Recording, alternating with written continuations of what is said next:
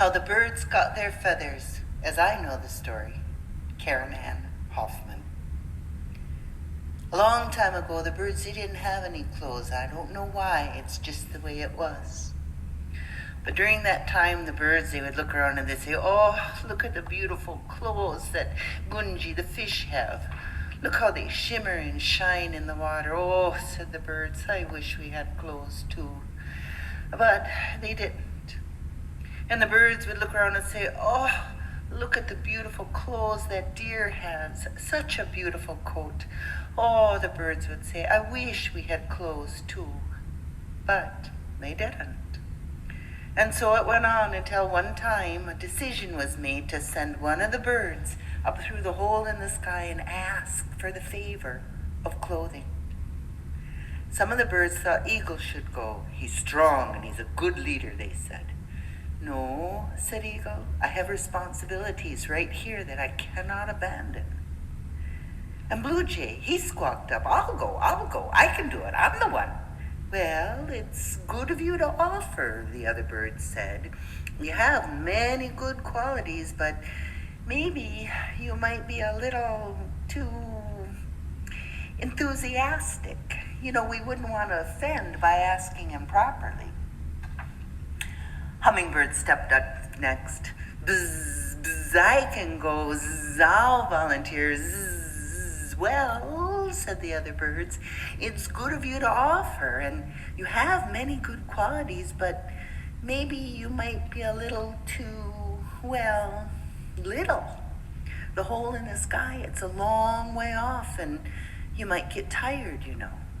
And so it went. One by one, the birds volunteered, and all of them had good things about them, but none of them had just the right qualities for the job. Until finally, one of the birds chirped, Buzzard, that's the one, Buzzard. Buzzard is strong. He can fly a long way. He can carry our request up through the hole in the sky. And so it was agreed. Next morning, Buzzard, he got up very early. He wanted to be sure to do a good job with the responsibilities entrusted to him by his community.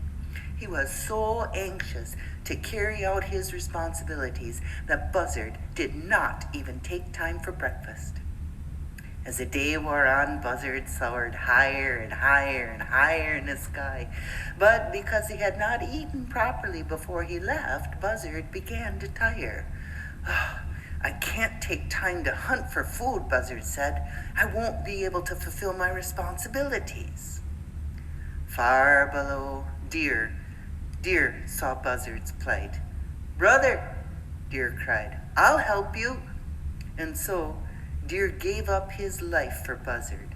Deer, he laid down his body so that Buzzard could eat without taking the time to hunt. And you know, it's still like that. Buzzards eat carrion and they clean up our woods and our stream for us without having to hunt.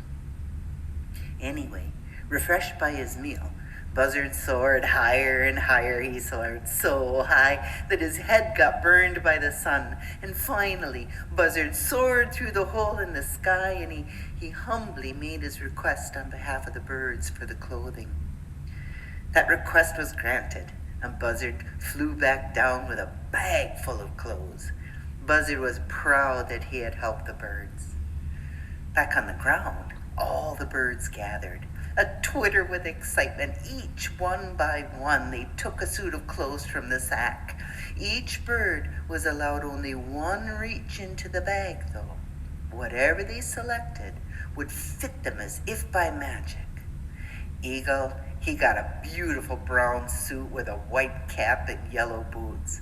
Hummingbird, a green jacket and a shiny red shirt. Blue Jay's clothes and his jaunty cap fitted him perfectly. Finally, when all the birds had each gotten their turn to reach into the bag, it was Buzzard's turn. Now, I don't know what happened. I wasn't there. Maybe the magic got all used up, or maybe something else went wrong. I don't know. But when Buzzard put on his suit, it didn't fit. The legs were too short and his feet stuck out. His burned head popped up through the top, and there was no hat to cover his head. And the wings were all crushed and bedraggled with their feathers bent and missing. Well, you might think that all the other birds in their beautiful new clothes, you might think they might have laughed at Buzzard, or maybe they might have pitied him, but no, they didn't. The birds, they were grateful the way Buzzard had carried out his duties. The birds respected Buzzard and his new suit. All the birds, they hushed their chirping, their squawking, and their cawing. They sat low. They got real still and real quiet as Buzzard passed over in his new suit. They appreciated all that Buzzard had done for them. You know, if you look, birds still show Buzzard that appreciation and respect to this day. You just watch.